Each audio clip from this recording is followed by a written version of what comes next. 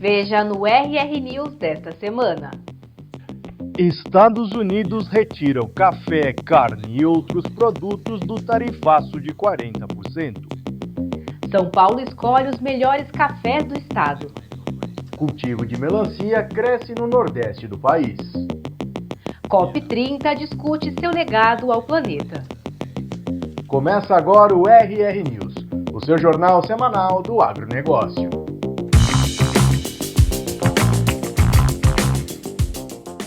Dados da BPA apontam que as exportações brasileiras de carne suína totalizaram 144 mil toneladas no mês passado. O número é o segundo maior resultado mensal da história do setor. No acumulado do ano, os embarques totalizaram 1.200.000 toneladas, saldo 12,9% maior em relação ao obtido no mesmo período de 2024. No mês de outubro, registramos o segundo melhor resultado da história das exportações brasileiras de carne suína. Foram 144 mil toneladas em volume exportado. Isso representa um aumento de 10,1% sobre o mês de outubro do ano passado. Em receita, foram 343 milhões de dólares, um aumento de praticamente 10% também em relação a outubro do ano passado. Quando a gente olha o desempenho anual das exportações de carne suína, de janeiro até outubro desse ano, a gente vê um volume de 1.266.000 toneladas exportadas, que representam um aumento de mais de 12%, quase 13% em relação ao desempenho do mesmo período no ano passado. Em receita já são mais de 3 bilhões de dólares exportados, 22% de crescimento em relação ao mesmo período do ano passado. O resultado é mesmo fantástico, assim como é o crescimento dos principais mercados compradores da carne suína brasileira. Apesar de ver uma diminuição do volume exportado para a China, o Brasil mostra muita resiliência e diversificação ao ver mercados como as Filipinas crescendo muito mês a mês, representando 46 mil toneladas no mês de outubro, um crescimento de 21% em relação ao que foi feito no ano de 2024. O Japão, o México, a própria China ainda figurando entre os principais compradores da carne suína brasileira e Hong Kong. Então é um mês, sem dúvida alguma, um mês a ser celebrado, um ano até aqui também a ser celebrado, e a BPA, assim, aproveita para congratular as empresas brasileiras produtoras e exportadoras de carne suína. O governo federal anunciou um novo projeto que prevê investimentos de 107 milhões de reais na região amazônica. Ele pretende fomentar pequenos empreendimentos ligados à produção de açaí, castanha, babaçu e cupuaçu. O Ministério do Desenvolvimento, o BNDES, e o Sebrae lançaram em Belém o Coopera Mais Amazônia, uma iniciativa que destina mais de 107 milhões de reais para impulsionar cadeias produtivas de açaí, castanha, babaçu e cupuaçu. O projeto atenderá 50 cooperativas do Pará, Rondônia, Maranhão, Acre e Amazonas, com impacto direto para 3.350 famílias extrativistas. E o que nós estamos incentivando agora é a recuperação da cobertura florestal dessas áreas degradadas por meio de florestas produtivas. O açaí, ele tem uma rentabilidade 10 vezes maior que a pecuária, 5 vezes maior que a soja. E o consórcio do açaí com o cacau, o cupuaçu, a andiroba, o dendê, essas espécies produtivas consorciadas, e aí é importante dizer que não a monocultura, mas o consórcio dessas espécies podem dar uma renda muito substantiva aos agricultores da floresta. O programa inclui compra de máquinas, assistência técnica e consultorias de gestão, crédito e abertura de mercados. As cooperativas contarão com o apoio de agentes locais de inovação e serviços de extensão rural. O investimento é financiado pelo Fundo Amazônia. Agora, com os recursos do BNDES, 103 milhões do Fundo da Amazônia e mais os recursos do Sebrae, Márcio, a gente vai conseguir ter nessa primeira etapa 107 milhões para agregar valor, subir a renda das famílias, fortalecer o cooperativismo na região. e ajudar no combate às mudanças climáticas. A iniciativa funcionará por 4 anos, divididos em 2 ciclos, e prevê ações de inovação produtiva, gestão, formação cooperativista e desenvolvimento territorial. O MDIC orienta a estratégia do projeto, que conta com parcerias do Ministério do Meio Ambiente e Embrapa para consolidar modelos de produção sustentáveis na região.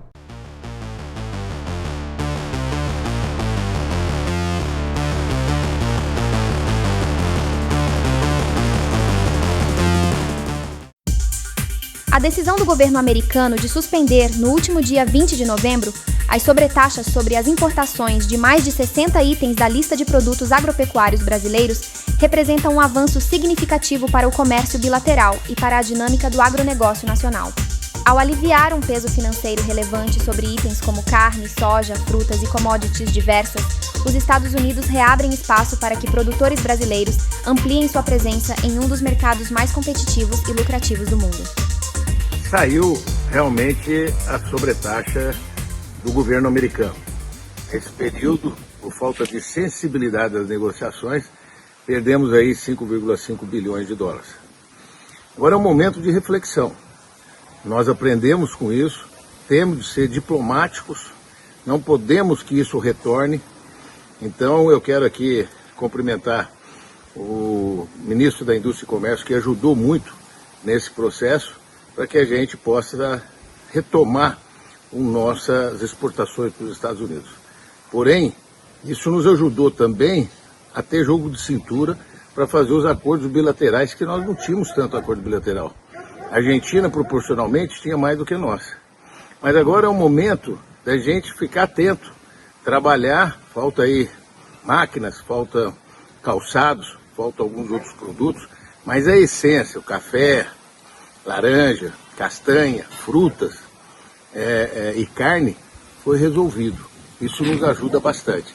Então precisamos, sem dúvida nenhuma, continuar nas negociações para consolidar um mercado tão importante que é o norte-americano. O setor cafeeiro foi um dos que se sentiram mais aliviados com o recuo norte-americano. A queda nas exportações de café para os Estados Unidos já havia causado prejuízos significativos a toda a cadeia. Para nossa alegria, a alegria de todos os brasileiros, inclusive, o governo americano finalmente retira a tarifa de 40% sobre o café verde, que vinha nos colocando em condição extremamente desvantajosa e muito preocupante em relação ao futuro. Em reunião ontem em Brasília, junto com o nosso vice-presidente Alckmin e sua assessoria, o Secafé, juntamente com a ABIX e com a BSCA, apresentou o cenário muito ruim previsto em caso permanecessem as tarifas. Os Estados Unidos representa algo da ordem de 2 a 2,5 bilhões de dólares para as exportações de café do Brasil, e nos últimos 3 meses a nossa queda tinha sido de 50%.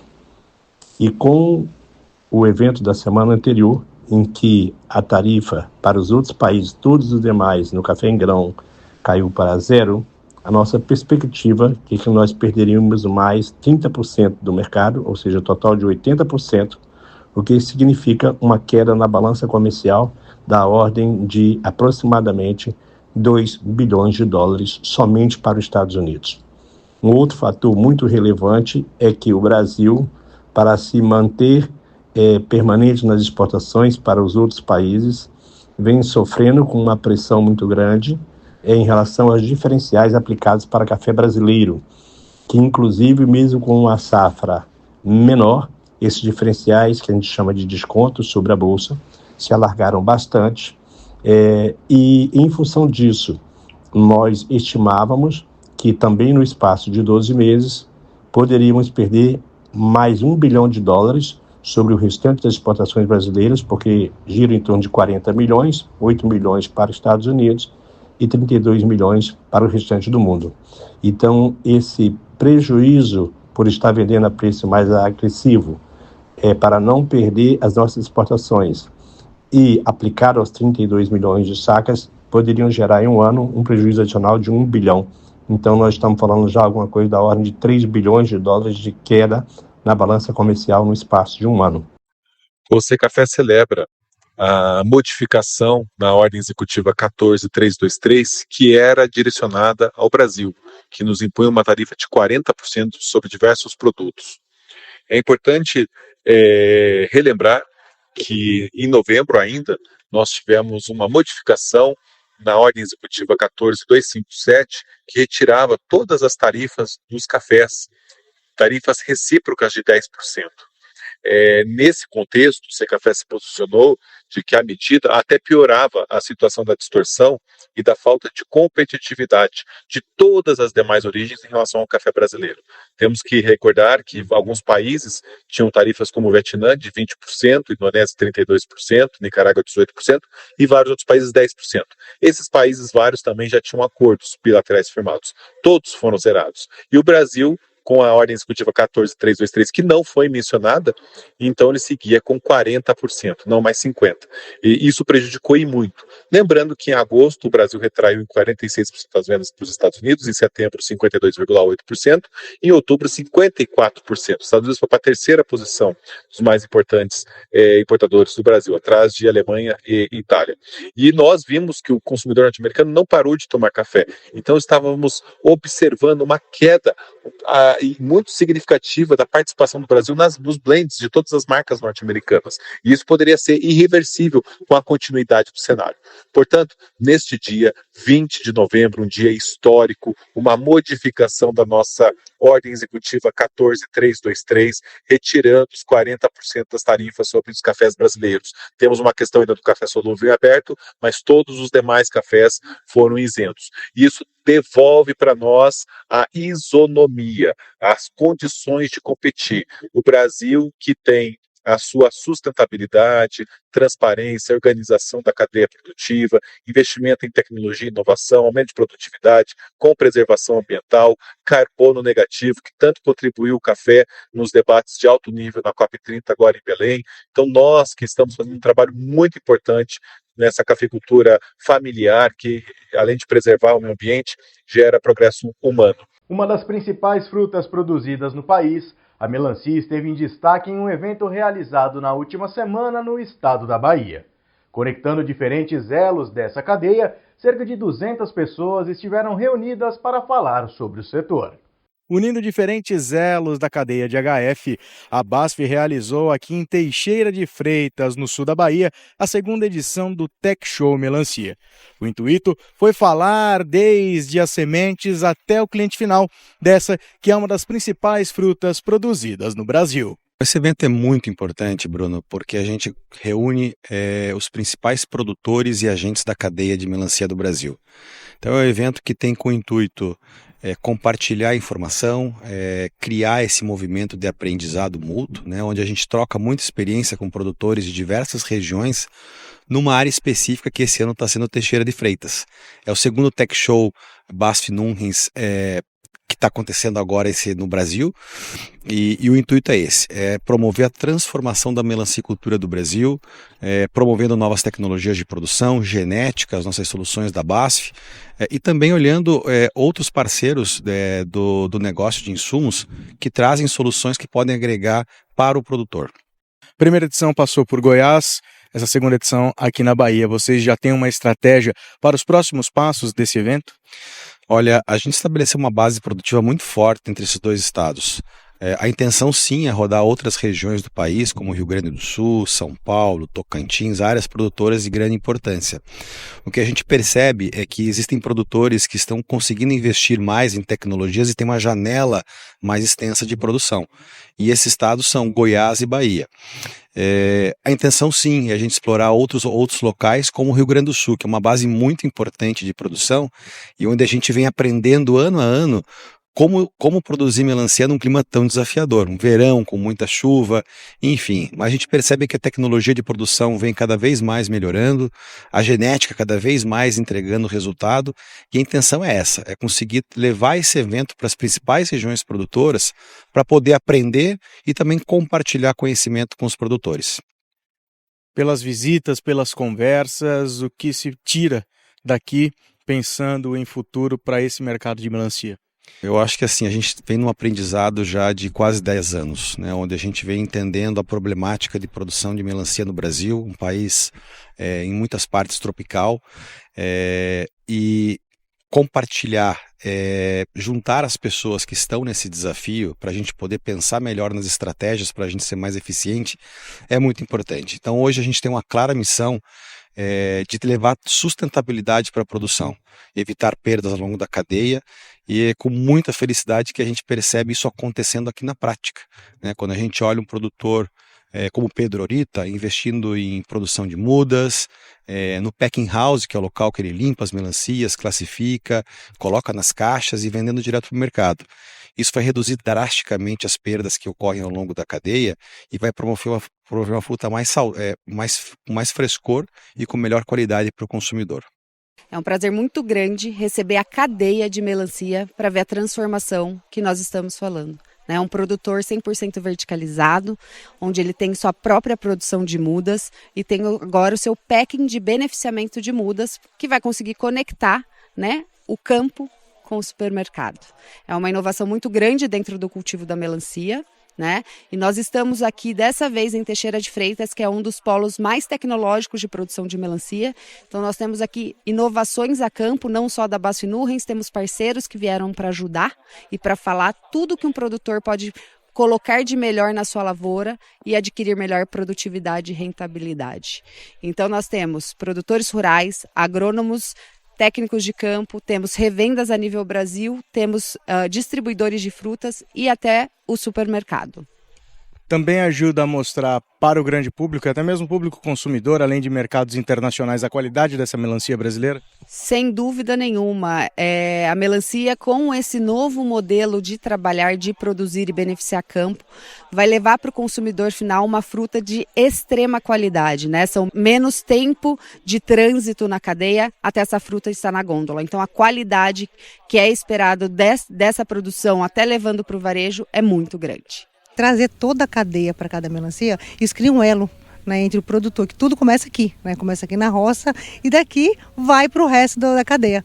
Né, então está sendo muito importante, está sendo uma coisa gostosa, né, todo mundo está gostando muito do evento e eu tenho certeza, até o final do dia de hoje tem muita coisa para ver ainda.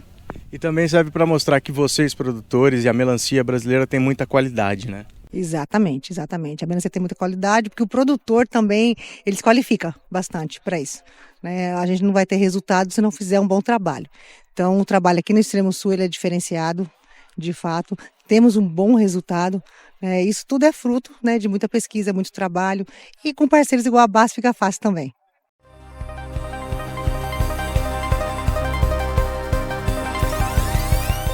A nova RAM Dakota, que será lançada no Brasil no próximo ano, acaba de receber mais uma novidade com a apresentação da inédita versão Laramie. O modelo fará sua primeira aparição no país durante o Salão do Automóvel em São Paulo. Primeira picape média da Ram após tornar-se uma marca independente, a Dakota está de volta ao Brasil e será uma das estrelas da marca no Salão do Automóvel. O visual exclusivo da nova picape dá ao modelo um estilo único, agregando elegância e requinte. O grande destaque fica pela grade cromada do radiador, com as letras RAM em sua porção superior, na altura dos conjuntos óticos, e por uma linha de LED contínua na parte superior, que cria uma conexão visual entre os dois faróis, totalmente de LED, com 2 projetores e acendimento automático. O interior da versão Laramie reúne todo o luxo e tecnologia presentes nas picapes RAM. Os bancos têm exclusivo revestimento de couro premium no tom marrom, material que também reveste os painéis de porta e de instrumentos, e que contam com materiais macios ao toque. Destaque para o console central duplo, onde na parte superior estão localizados 2 porta-copos, diversos comandos e um apoia-braço com porta-objetos. A Ram Dakota é equipada com um moderno motor 2.2 turbodiesel de 200 cavalos de potência, acoplado a um câmbio automático de 8 marchas. Para encarar qualquer terreno, o modelo possui tração 4x4, que distribui automaticamente a força entre os 2 eixos, sem a necessidade de intervenção do motorista. A montadora ainda não divulgou o preço, mas quem estiver interessado pode preparar o bolso. Ela deve ser vendida por valores a partir de R$ 270 mil. O governo americano publicou uma atualização da ordem executiva que define os produtos isentos das tarifas recíprocas anunciadas no início do ano. No anexo 2, que reúne os itens excluídos da sobretaxa, os códigos tarifários do suco de laranja brasileiro, tanto o FCOJ quanto o NFC, foram incluídos integralmente, sem limitações. A COP30 terminou esta semana após inúmeros debates sobre o futuro climático do planeta. A questão principal que fica é qual será o legado desse evento. É incrível, a gente está recebendo, pela terceira vez a COP no Brasil, as duas últimas no Rio de Janeiro, então uma oportunidade imensa de ter uma COP na região amazônica.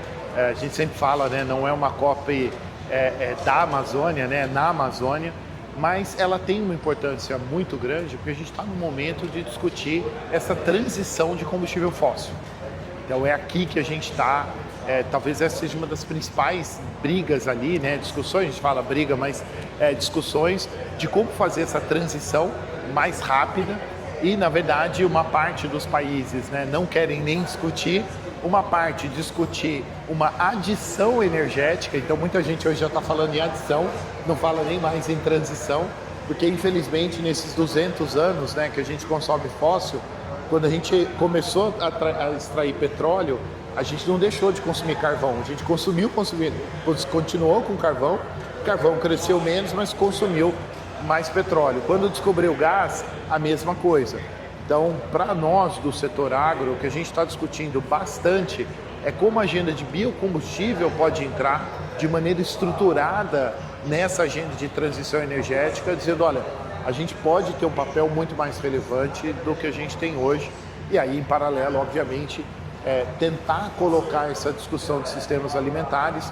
Esta não é uma COP de sistemas alimentares, a COP de sistemas alimentares é a COP do ano que vem, mas a gente está plantando essa semente para colher, perdão aqui do trocadilho agronômico, mas para colher o ano que vem, a gente espera na COP da Austrália, lá em Adelaide.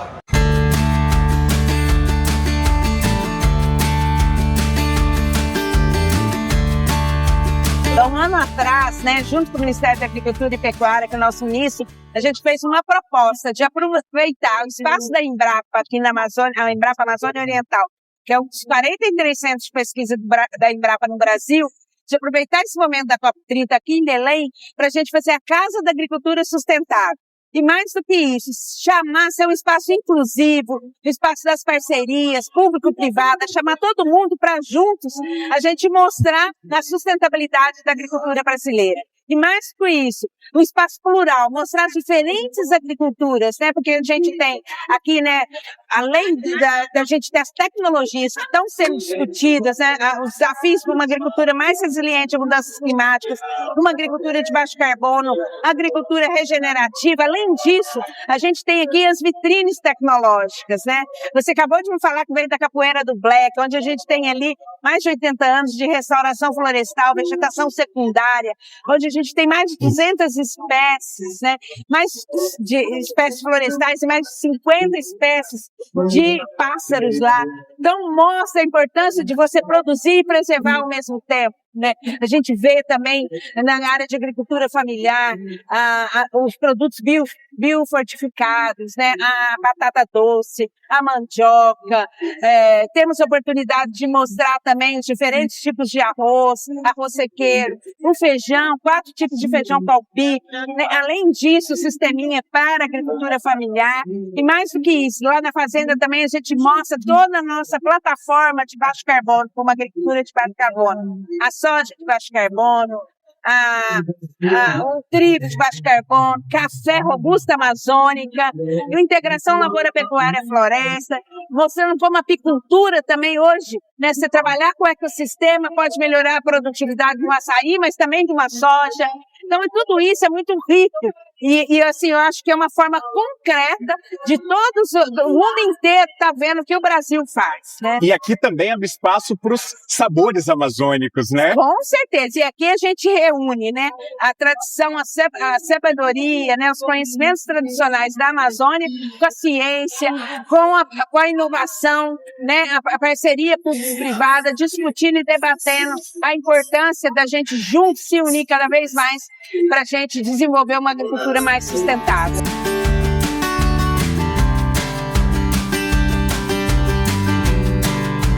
A produção de alimentos precisa muita ciência e às vezes as pessoas podem perguntar: a ciência é uma coisa de hoje, não é uma coisa mais atual?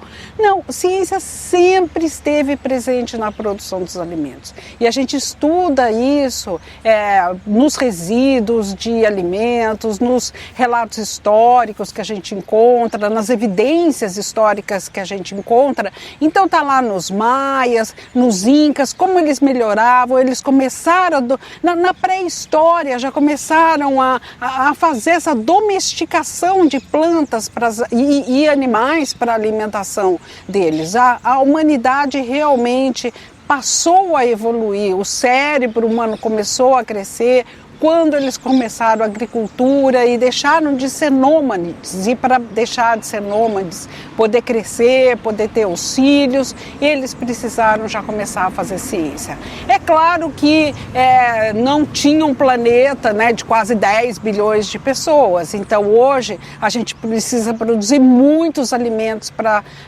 essas quase 10 bilhões de pessoas que teremos não muito distante de hoje. E para isso a gente precisa muita ciência, muita inovação, muita tecnologia. Quando a gente fala em produção sustentável, nos termos de hoje, o que significa essa produção sustentável de alimentos, hein? Eu vou dar um exemplo que eu tenho aí mais de 4 décadas de estrada, então eu estudei agronomia e posso falar que lá no primeiro ano de agronomia, no segundo, no terceiro, no quarto, era tudo produzir, nós temos que produzir, nós vamos desbravar. Foi a época que começaram a pensar em desbravar os cerrados, hoje nossa principal região produtora. Então eu nunca ouvi na faculdade a palavra sustentabilidade, então era só produção. E foi uma época fundamental para nós. Por quê? Porque eu também, quando criança, eu me lembro que a gente não tinha diversidade de comida e fartura. O frango, por exemplo, era uma coisa que a gente só comia aos domingos, junto com o macarrão, e vinha um homem vender o frango vivo, preso num pau. Hoje a gente entra no supermercado e pode escolher: eu só gosto de sobrecoxa, então compra a bandeja de sobrecoxa e a gente conta uma diversidade enorme de alimentos, né? Mas isso aí é resultado, né? Pouco depois importava alimentos no final da década de 60 e ali pela década de 80 nós já éramos exportadores. Hoje nós somos o segundo maior exportador de alimentos e isso foi por causa desse grande esforço para produzir. Nós temos que produzir. Só que tudo é feito em etapas na vida, são fases da vida. E nesse caminho a gente descobriu que não é só produzir. Nós estávamos muitas vezes devastando os locais, nós estávamos degradando os solos, que precisava ir e que até a própria produção cairia, que nós precisávamos desenvolver, aplicar ciência para fazer a produção de um outro modo. Do modo mais sustentável. O próprio sustentabilidade fala o quê? Que seja sustentável com o tempo, que você possa produzir sempre, que você não vá degradar, para garantir que você vai poder ter uma alimentação contínua. Hoje até a gente já evoluiu, a gente nem está falando em agricultura sustentável, a gente fala em agricultura regenerativa. Por quê? Porque a gente quer sanar aquilo que a gente criou de problemas do passado. Nós degradamos muito solo com esse tipo de agricultura intensiva sem se preocupar com o meio ambiente. Então nós vamos procurar regenerar um pouco da fertilidade do solo, da produção contínua. E você fala assim, sustentabilidade é só uma coisa para o meio ambiente, porque nós estamos com as mudanças climáticas, é só uma coisa para ser mais ecológica. Não, não é. Porque qual a importância da sustentabilidade? Ela dá aquilo aquilo que a gente chama de resiliência. O que? Ela permite que as plantas produzam mais constantemente. Nenhum agricultor quer produzir muito um ano e depois no ano seguinte não produzir. Então essas tecnologias que a gente tem de uso de biológicos, rotação de culturas, plantio direto, elas dão uma estabilidade, de tal modo que a gente tem dados, muitos dados mostrando que em geral o agricultor ganha uma cultura inteirinha a cada 10 culturas. A AgriZone foi um acerto da COP30? Com certeza, eu fico bem feliz, mas eu fico mais feliz pelo reconhecimento dos parceiros, dos produtores que passam por aqui e realmente elogiando a AgriZone como um grande momento, um grande, na verdade é inédito, né? Na primeira vez a COP ela era uma convenção do clima, você discute vários setores, mas no Brasil, como a agricultura é responsável aí por aproximadamente 25%, 30% do PIB, a gente não poderia deixar de dar uma demonstração de uma agricultura baseada em ciência e tecnologia, uma agricultura onde você associa ciência, tecnologia, capacitação e políticas públicas e a parceria público-privada, todo mundo trabalhando junto, né, que nos trouxe até aqui. Mas nós sabemos que nós temos que fazer muito mais. E é esse também o nosso propósito aqui da AgriZone, de todo esse espaço que tem 5 auditórios, onde a gente vem debatendo justamente isso. Como que a gente pode fazer mais, né? Usando aí, hoje nós temos o programa também do governo federal, Caminho Verde Brasil, que é para recuperação de áreas degradadas, né, as pastagens degradadas. Então a gente debatendo como, mostrando aqui as tecnologias desde a saúde do solo, como recuperar a saúde do solo, sistemas de produção mais sustentáveis, os protocolos com agricultura de baixo carbono. Então tudo isso eu acho que está sendo muito rico e é um aprendizado para todos nós, um ganha-ganha para todos nós, produtores, academia, governo, ciência, as empresas privadas. Então eu acho que a gente acho que a gente trouxe uma área nova para as COPs futuras.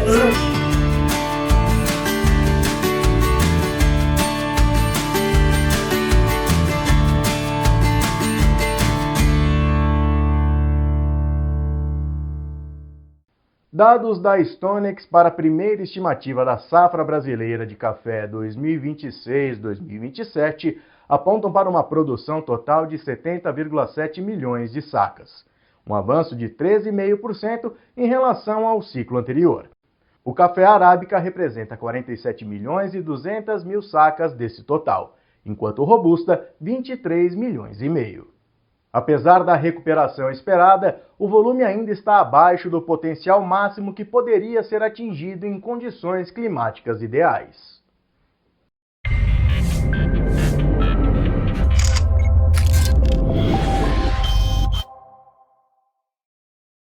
Olá, você que acompanha Matsuda nas redes sociais. Estamos de volta, Brasil, com mais um Matsuda em Foco, programa que leva a você orientações, dicas importantes para o seu dia a dia no campo. E hoje o nosso assunto é o impacto da suplementação mineral na seca. E o nosso convidado é o profissional do Departamento Técnico de Nutrição Animal do Grupo Matsuda, aqui da Matriz em Álvares Machado, São Paulo, o zootecnista Leonardo Sabatini. Leonardo, seja muito bem-vindo aqui ao programa. Muito obrigado, sempre um prazer estar aqui. Agora, quais são os riscos de não adotar uma suplementação mineral durante a seca, uma suplementação mineral específica? Durante o período seco, eu tenho uma pastagem que ela vai ter um teor de proteína menor comparado ao das águas. Então, se eu não tenho uma suplementação adequada para esse período, corrigindo essa falta de proteína, eu vou ter um animal que muitas vezes vai ou não ter ganho de peso algum, ou é muito mais comum ter perda de peso, mesmo que eu tenha uma pastagem, um pasto seco, uma boa massa de forragem durante esse período. Porque eu tenho uma falta dessa proteína, então eu não atendo essa exigência de proteína do meu animal, não atendo a exigência das bactérias ali dentro do rumen desse animal, eu vou ter um número de micro-organismos ruminais menor e com isso eu tenho uma digestibilidade desse capim também menor. Então tem um animal que eu não vou conseguir atender a exigência dele e ele vai consumir menos do que ele consumiria normalmente. Então, se eu não corrijo essa falta de proteína no período seco, né? sem deixar de lado, sem esquecer a suplementação mineral, né, que também deve estar presente nesse período, eu vou ter um animal então que vai ter um atraso aí no seu período até o abate, ou uma fêmea que vai nutrir menos o seu feto que está sendo gerado dentro do útero. Então eu vou causar problemas a longo prazo porque eu tenho um período de engorda mais prolongado, um animal que vai precisar de tempo e uma pastagem adequada do período das águas para chegar ao ponto que ele estava antes do período da seca, para só então dar continuidade no seu ganho de peso. Então, com isso, eu tenho fatores que vão atrapalhar toda a produção animal aí durante a próxima período de águas aí. Agora, a gente sabe quantas vezes a gente comentou aqui, né, vocês do departamento técnico, que as perdas nutricionais da pastagem são bastante acentuadas, né? Minerais pode cair até 80%, proteína em cerca de 50%, energia ali de 15% a 20%, mas isso não é algo que acontece da noite para o dia. Por exemplo, hoje a pastagem está com um nível bastante elevado, amanhã já caiu tudo isso e a gente já tem essa outra realidade. É algo que vai acontecendo progressivamente. Então a minha pergunta é a seguinte: como acompanhar, né? Que estratégias adotar para você ir acompanhando esse decréscimo da qualidade nutricional da pastagem com produtos específicos? Nada melhor do que o olho, então cuidar, ver, acompanhar como está a situação do pasto.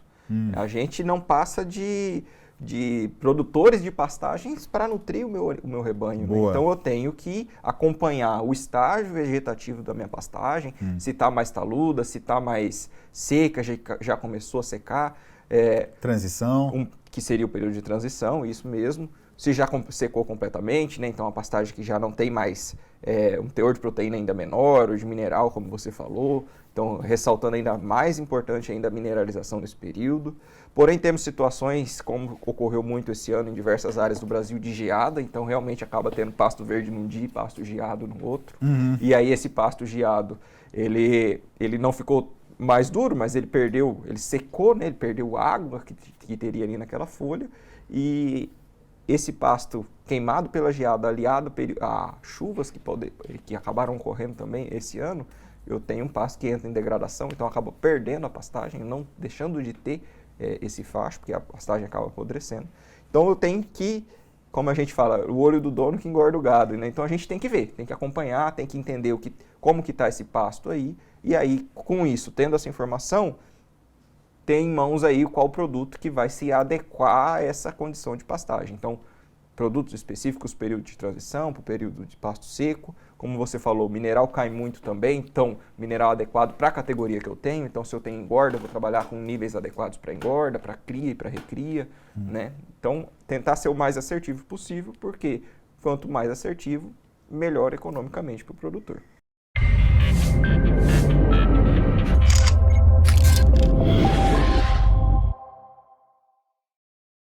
O consumo de peixes no país cresceu 8,2%, impulsionado principalmente pela alta no preço da carne bovina. Segundo dados da Scantec, enquanto o valor da carne subiu quase 25%, os peixes tiveram aumento de apenas 2,1%, levando o consumidor a buscá-lo como alternativa. As exportações brasileiras de ovos totalizaram 2.366 toneladas em outubro. O número supera em 13,6% o total exportado no mesmo período do ano passado. Já em receita, houve incremento de 43,4%, chegando à casa de mais de 6 milhões de dólares. O Chile foi o principal destino dos embarques, seguido por Japão, México, Equador e Emirados Árabes. A BPA vê com muito bons olhos o mês de outubro para as exportações brasileiras de ovos. Foram 2.366 toneladas exportadas, o que representa um aumento de mais de 13% com relação a outubro do ano passado, que dá uma receita de mais de 6 milhões de dólares, um aumento de 43% com relação ao mesmo mês do ano passado. Esses números mostram a resiliência do setor brasileiro de ovos, que ao sofrer com os impactos do tarifaço apenas 2 meses, perdeu o seu maior mercado de exportação. Ainda assim, temos visto com muita clareza a pujança de um setor que continua crescendo mês a mês suas exportações. De janeiro a outubro deste ano, foram mais de 36 mil toneladas de ovos exportados, 150% de aumento em relação ao mesmo período do ano passado, que gera uma receita de mais de 86 milhões de dólares, um aumento de 180% com relação ao mesmo período do ano passado. Quando olhamos os principais mercados compradores dos ovos brasileiros, vemos o Chile tomando a dianteira em outubro como o maior mercado comprador de ovos do Brasil, seguido pelo Japão, pelo México, pelo Equador e pelos Emirados Árabes Unidos. O setor tem mostrado resiliência, continua a crescer apesar de ter perdido o seu maior mercado e desenha o fechamento de um ano muito especial na produção e exportação de ovos do Brasil. A Secretaria da Agricultura de São Paulo, juntamente com a CAT, premiou esta semana os melhores cafés produzidos no estado. O café que desbravou o estado de São Paulo. Muito antes da Secretaria existir, nós tínhamos o IAC. Então o estado de São Paulo deve muito ao café. E talvez hoje é um dos únicos setores que está com um preço justo. Está difícil produzir no Brasil. Maior Selic dos últimos 19 anos, juros impagáveis, inadimplência muito alta, falta de seguro rural. O Brasil não cobre 3% das suas lavouras, gente. Os Estados Unidos 90%, a China 70%, o Brasil não cobre 3%. Todo mundo sabe o que é comprar milhões de equipamentos e insumos, ter uma empresa a céu aberto e às vezes não colher. E não existe bom pagador sem dinheiro. Meu avô falava isso, Giuseppe Mário Filizola. Quem aqui já conhece amigos que perderam tudo por não colher? Vários. Nós estamos trabalhando firme nesse quesito aqui no estado e a gente espera que isso mude.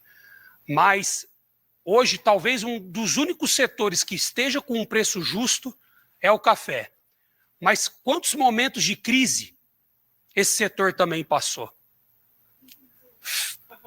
Fica no setor quem é resiliente, quem não desiste dos seus sonhos, trabalha de sol a sol, domingo, feriado, mão calejada, pele marcada pelo sol, orelha queimada. Os verdadeiros heróis desse país, gente, são os produtores rurais, são as mulheres e os homens do campo.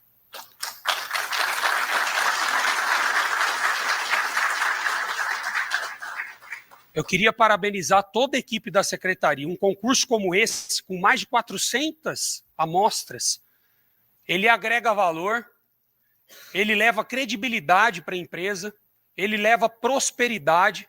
Quantos feedbacks a gente recebe? Devido ao concurso, eu estou conseguindo exportar mais, eu estou conseguindo vender mais. Mas não tem só o concurso. Tem o concurso, tem a Rota do Café, que foi feita uma parceria com todo o time do governo de São Paulo, Secretaria de Desenvolvimento Econômico, Casa Civil, Turismo. Tem a compra do café pelo PEPAS, que é o Programa Paulista de Agricultura de Interesse Social, uma demanda de muito tempo que a gente conseguiu realizar. Já tem cooperativas da agricultura familiar vendendo para o Estado, e o número é absurdo. Quando a gente assumiu o governo, o PEPAS era em torno de 5 milhões por ano. Esse ano nós já batemos 50 milhões, 10 vezes mais. Ano que vem a meta é 100 milhões. Compra pública direto da agricultura familiar, e o café agora é uma nova perspectiva.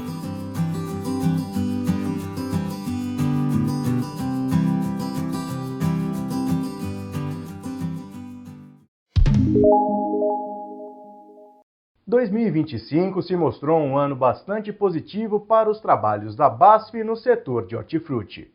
Seja na melancia, cenoura ou na cebola, a companhia trouxe inovações em sementes e também em proteção de cultivos.